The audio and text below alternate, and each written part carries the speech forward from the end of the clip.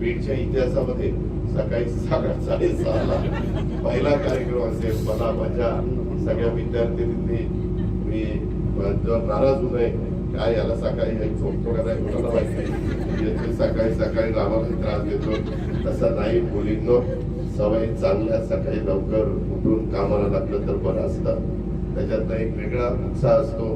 आपल्या पूर्वजांनी पण ती शिकवण आपल्याला दिलेली आहे आणि त्याच्यामुळं पहिलाच अशा प्रकारचा अगदी ऍक्युरेट मी वेळेला महत्व देत असतो. निवेदन सांगत होता कारण माझ्या इतक्याची वेळ महत्वाची नाही, आपल्या सगळ्यांची पण वेळ महत्वाची आहे. आणि आजचा तर आपल्याला मराठवाडा मुक्ती संग्रामाचा महत्वाचा ध्वजवंदन करायचंय, बाकीच्या सगळ्या गोष्टी आहेत त्या आपण करणार आहोत. आज मुख्यमंत्री पण येत आहेत.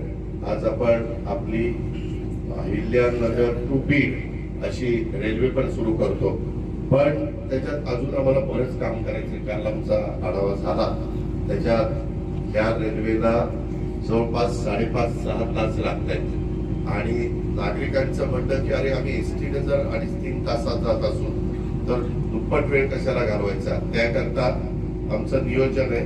आम्ही ते त्याच्यामध्ये इलेक्ट्रिकची व्यवस्था ही कशी करता येईल, काही अजून छोट्या छोट्या काही गोष्टी आहेत त्याही आम्ही दुरुस्त करतोय, टप्प्याटप्प्याने पुढे जातोय. परंतु बीडकरांना आठवत असेल कितीतरी निवडणुका आल्या, कितीतरी निवडणुका गेल्या, कितीतरी खासदारकीच्या उमेदवारांनी सांगितलं तुम्ही मला निवडून द्या, मी रेल्वे चालू करतो, पण काही रेल्वे चालू झाली नाही.